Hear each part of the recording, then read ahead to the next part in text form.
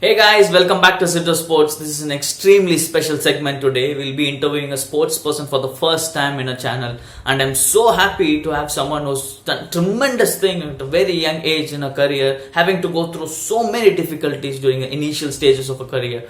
We will be speaking to Jammu and Kashmir's first female footballer, Afshan Ashiq, in this segment, and she'll be sharing a lot of her experience and the journey which has had so many hurdles, and she's grown leaps and bounds in this last 5 years, and she'll be sharing her inspirational journey to us in this segment. And please do watch this video. And he smashed him down the ground. What a player. What a wonderful player.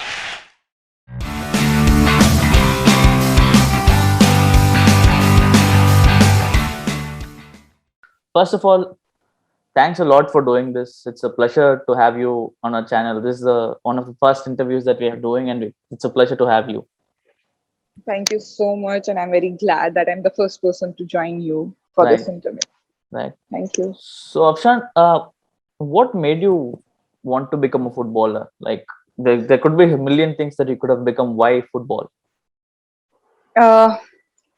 Football was not my thing, to be very honest. I was into cricket before, Right. but I gave a lot of trials in cricket, but nothing happened. Mhm. So I thought cricket is not for me.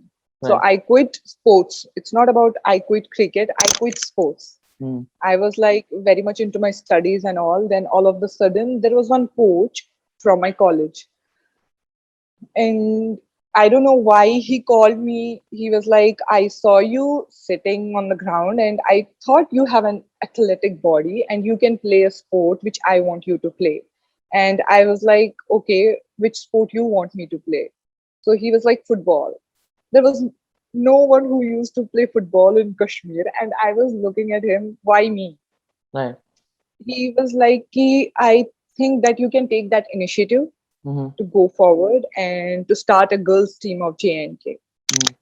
So I knew my father was very like strict Mm. about football. He never wanted me to join football. Right. So I thought I should take a chance.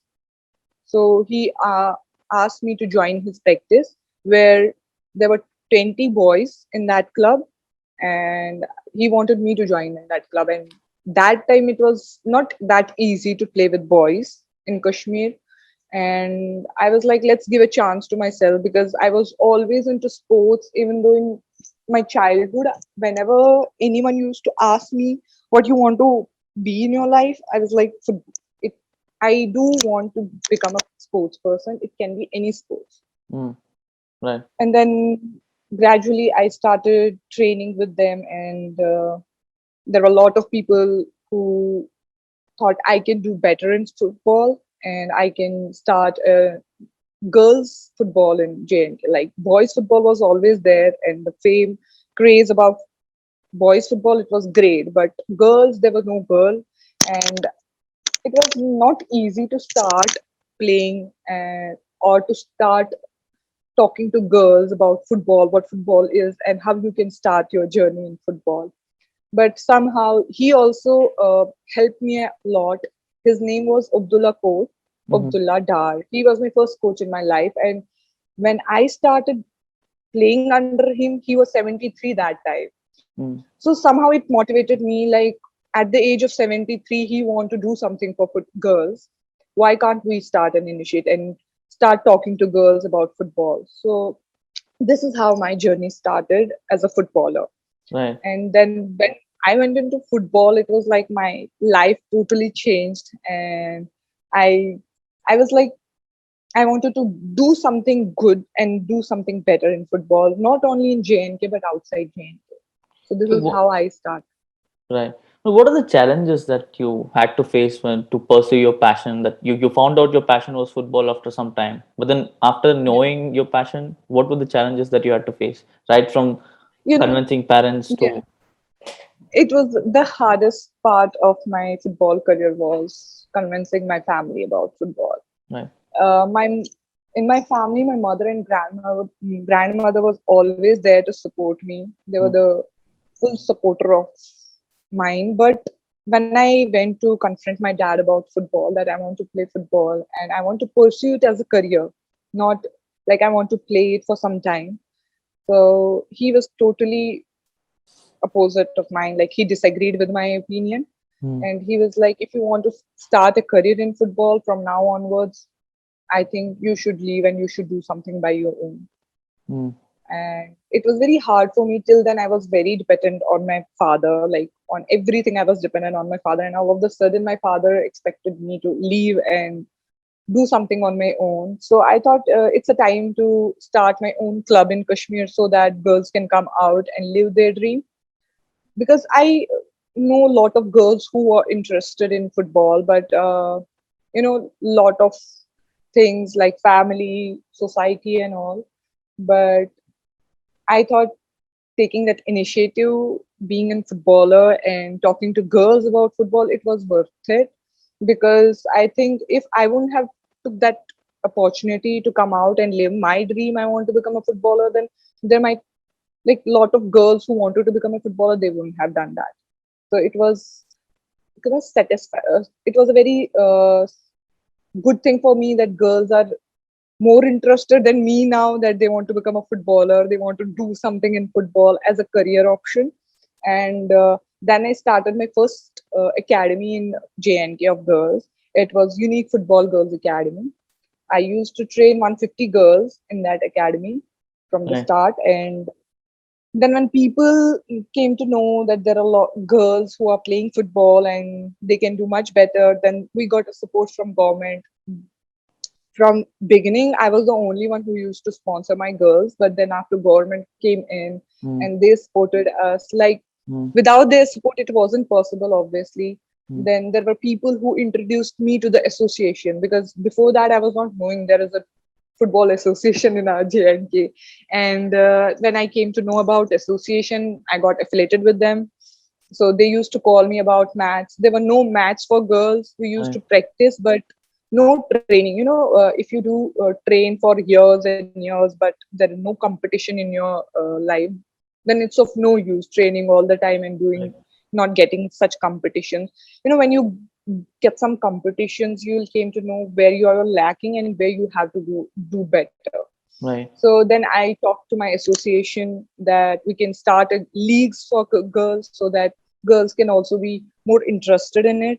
That obviously when you train, girls used to ask me, we are training all the time, but we don't have match, we don't have leagues. So what's the fun of training all the time? So True. then I started doing leagues with the association in JNK. So for 3 consistent years, there were only two leagues per year, and it was not enough for girls. And when I went on ground, or when I talked to the parents of their kids, it was the only thing was they wanted them to train under a female coach. And I was myself a player. I wanted to become a player, not a coach. And then I thought I should go further in coaching so that these girls can pursue their dream further. So then I started doing coaching courses like with AIFF. I'm a D license coach. I'm a grassroots coach, and even though I did my diploma course in this NIS Patiala, and it was a great opportunity for me to learn football. It's not about playing; it's about rules, regulations, like how you have to be on ground, and as a coach, what things you need to be in you. And it was great time of learning coaching. And then I went to the coaching, and it was like way too different experience as a player and as a coach. But But somehow I managed for 3 years coaching them. And there were a lot of girls. Like right now, there are 5 clubs in JNK of girls who are training girls and giving them a good opportunity to play. And it was a good experience for me. Like, I've suffered a lot, obviously. When I started, it was not easy. A lot of family pressure, society pressure. Like when I used to go for the practice, people used to say, "This girl is mad. She's playing with boys, and this is not a field for girl. You should stay at home." But it was like they always keep motivating me that I want to show them that I can do much better than this. So now the people who used to taunt me, now is the day they appreciate me a lot, and that is what I wanted. people who used to taunt you, they must appreciate you, and it's happening, and it's a great thing for me. So then I shifted my Right. game to I told you I always wanted to become a player, not a Right. coach. Right. So it was always in me that I want to play for some nice clubs. So then I shifted my game to Mumbai. I went to Mumbai for trials and I got selected luckily, and it was a big achievement for me that I, being the first female footballer from JNK and now representing a club for the first time, it was a great thing for me. Right. So you said you had to take coaching certificates and coaching programs to coach your girls. To so how did you manage to do that while you're playing? I know you spoke about it in bits. Like, can you elaborate on, like, you yourself started out as a player and then suddenly in a matter of 3 4 years you had to coach girls. Like, how did you take that? I mean, wasn't there enough pressure on you already? Yeah, it was, but if you are taking initiate to do something, you have to do it fully. You don't need to stop. No, I should stop here, or I should not do this. I should think about myself. It was like I was the only player. I used to play with boys. There were no girls. So I was like, if I want to play on a competition level, where should I play? Like, I know boys won't allow me to play, even though rules won't allow me to play with boys. So it was like it's better to start talking to girls so that I can know. It was not about only football. It Hmm. was about sports. Girls who want to be a sports person in their life. And there are a lot of girls who were not interested in football, but they were interested in other sports. So I used to guide them like this is the way you can go through. And if you don't want to, if you have any problem regarding this, you can contact me. So with my father, it was like my father saw my game first time in Mumbai and he literally cried. He was like, I was not aware that you play so good.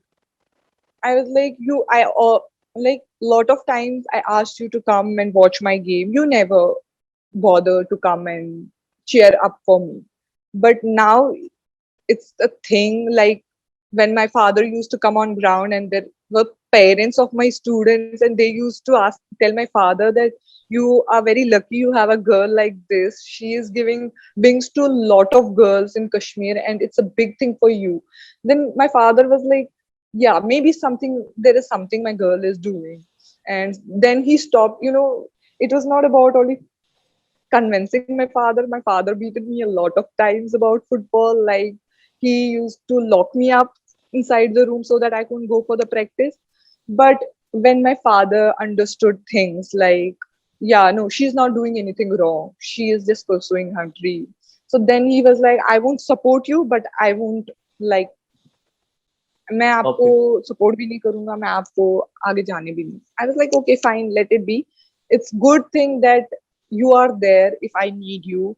I can talk to you. Most importantly, when you are doing something against your society, against your community, and when your family isn't with you, it's the biggest True. disadvantage because True. when your family is with you, you can fight with anyone. If your family isn't with you, it's a very hardest thing for you to deal with things and same time your family isn't bothering about you.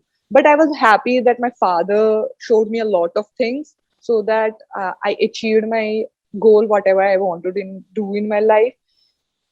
It was like when you get everything easily you don't have like what should I say, you don't value that thing. Also, can you explain the story behind a popular image of you stone pelting and then things that changed after the whole incident? I mean, a lot of things happened during that phase, and after that, your whole career changed. Exactly, that was kind of a turning point in my Right. life and I always appreciate that thing because when you are coaching girls and they see you as a mentor, you can't leave them anytime like this is your situation, I can't help you. And that time it was a really tough situation for me, should I leave or should I stay with them. It was like there was a I told you there was like my own club. So there was the inauguration of my club in JNK, and I was taking with me. There were 20 girls with me who were traveling towards the ground, and all of a sudden, I don't know why, police lads came to us and they started abusing us. And I went to them. I was like, "Sir, we are not mobs and all. We are sports person, and we are going to the ground because our sports secretary is coming to inaugurate our club." And I don't know what comes in his mind, and he slapped one of my students.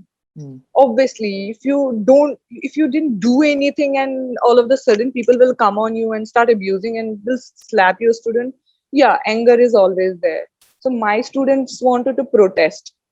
I always told them, whatever you want to do, I'll support you. I'll be there with you. And I shouldn't have left them there. So I thought, if they want to protest, we can go for a protest. We wanted to do a peaceful protest, but the anger was too much that we couldn't control ourselves. If we had done something wrong, they had it was like situation like we didn't do anything, and all of a sudden people come on us and show us that you we are dominating you. No, you can't, Right. just because we are girls. So that was the scenario, and all of this, I don't know why media caught, there were a lot of girls, why Right. me, I don't know. Right. So it was like, let's see what happened. Then my sports minister came to know about it, and it was a very hard time for me, that dealing with all these things and dealing with my father too. Because after this situation, my father was like, "Now I won't allow you to play. My father locked me up for 2 months at home. I didn't go anywhere." And it was like, let's see how it goes. And I don't wanted to talk about it because I know Right. my Right. career will be shut, Hmm. and I don't wanted to show myself I did it. But people were thinking very wrong about it, like I did it for something else. So that's why I came out. I spoke to every media persons and all, so that they came to know, no, there was a reason she did it. There was not any freedom movement going on that she supported such slogan, but it was like there something had happened to them. That's why they reacted like that. True. So this was the only like, people are not mad. They will start pelting stone on anyone without any reason. So whatever happened with us, I put it in front of everyone, so that people should know that what happened actually that day. So Right. it was the biggest changeover in my life. Obviously, people came to know about me. There were people who wanted to meet me regarding this. And then after, there was a big achievement in my life, that I got a call from some director in Mumbai, and they wanted to make a movie on my life, and it was a big thing for me. Like, from this, and you went there, and it was a Right. then it was like, if I had done this much, now I have to go more ahead, so that I can open a lot of opportunities from girls from True. JNK. Yeah, you already explained how your exposure in playing in other clubs, especially in Mumbai, kind of gave you a lot of confidence. So, in the last 3 4 years, when you started your own club, when you started your own team, women's football team, to now, what are the things that have changed in Kashmir in terms of women's football, and how's the progress been, and what more do you want? I want more leagues. It's very clear. In Mumbai, for whole year we play a lot of match, lot of leagues, because then only we can go through, like, why we are lacking here and what we have to do in our life and how we can do it better. And in JNK, there are not good number of leagues happening, but there are happening as compared to the time when I started. And when I started, there was only one club for girls. Like, girls didn't get any opportunity from other clubs. Like, there are right now there is a most top rated club, Real Kashmir Football Club, and it is like they recently started their girls team and they are training them continuously. It's a big changeover that True. the most rated clubs from JNK are now starting their girls team also, so that their girls can also prove themselves. And it, as compared to other states, yeah, JNK have to learn a lot of things regarding football. But I definitely will say that somehow association is responsible, somehow system is responsible. If girls are training, if girls are giving their best on ground, you need to think about them. You have to give them opportunities so that they can prove themselves. Right. They are not getting them their opportunities. There are 3 to 4 students of mine who are playing outside right now, and it is a big thing for me that my students going out and playing for good clubs. Obviously, what else I want produce players from JNK, Right. and that is happening. It's a big thing, but the players who can't afford, like when I started, to be very honest, from my beginning to my end, nobody supported, no government, nothing. It was like I wanted to do something. I invested my own money on my football. I invested my own time on football. I invested everything by my own. I could do that, but there are a lot of players who couldn't. Right. They can't, they don't have that much of money so that they can come out and they can go and explore how we can do better. If they can't come out, I want to give them opportunities so that they can play in their own state. If they want to come out, if they can't come out, we can take players from other states, other clubs, so that they can go and play with them, so that they will also get an idea how people play outside and how people play in JNK. Right. That's what I wanted. I recently talked to our ex-sports minister Kiran sir about it, so that we are starting leagues so that outside teams also can join there Right. and mix up with them, so that they can get an idea where they are standing in football. In JNK there are players, girls. Obviously, I know they don't get that much of time on football, but they think they are the best. They need to know, no, there are players who are the bestest. So if we can do this, like players, clubs from outside can come to Kashmir and play leagues, it will be a big changeover for JNK. Right. What do you think is the major challenge that girls in Kashmir face? Like usually when it's sports and girls, so these days even in Olympics, in the last 5 years, a lot of things has changed in India. Like girls are bringing a lot of laurels to the country, Lot of but exactly. but what is the biggest challenge that a Kashmiri girl faces when she wants to pursue any sport, be it football, cricket, tennis, any sport? In JNK, there is only one disadvantage, that is situation. Right. Whenever a girl goes out, obviously family will be concerned. What if she won't come? If she'll take 5 minutes more to reach home, her family will be concerned where she is, where she went. It's about the situation. In Right. Mumbai, there is nothing like that. In Delhi, there is nothing like that. People are concerned about their kids. And in JNK, it is the main disadvantage that situation is not allowing people to do according to their will. Mm. And when it comes to society, even though I faced a lot from society, but if you talk about now about society had changed a lot. Like the way they support, it's not about football, it's about sports. The way they support sports right now, it's way too commendable, because I have never seen that much of support from JH on my time. And right now, after like in this COVID situation, I like shifted back to Kashmir, and I saw a lot of girls coming out on ground and doing things. It was a great thing for me to see a lot of Right. change in Kashmir. Right.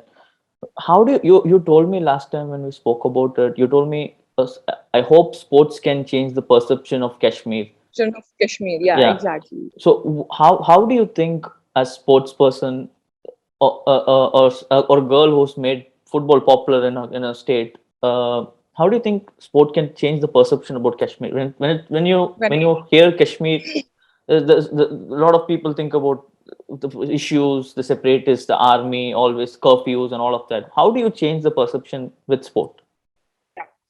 I remember that statement that I hope that sports can change the perception about Kashmir. It is like when I shifted to Mumbai, there were a lot of people who used to think I'm from Kashmir, I can be a terrorist.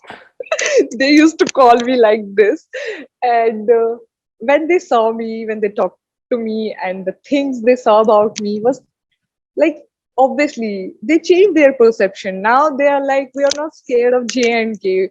They are always asked me when you can take us there, and if there is any league or something in JNK. we can go and we can play there.